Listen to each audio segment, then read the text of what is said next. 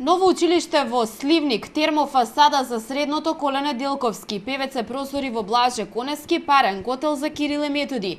Ова се дел од реализираните работи во основните и средни училишта во Велес во изминатиот период, велат од општина Велес. Деновиве по реакциите на родителите и прекинот на наставата во Клуковец се инвестираше и во училиштето и во ова населено место, вели градоначалникот Чадиев.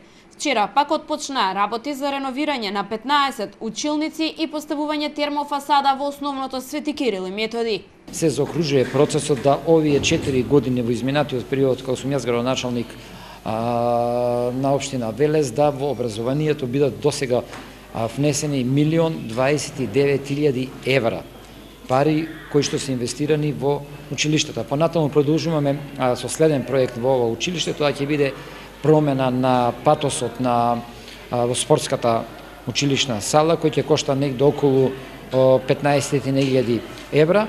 Со тоа би се завршил целокупниот процес на реновирање на ова наше еминентно едно од најдобрите училишта во нашиот град, односно во општина Велес. Од локалната самоуправа велат дека покрај во училиштата се работело и во единствениот сместувачки капацитет за ученици во Велес.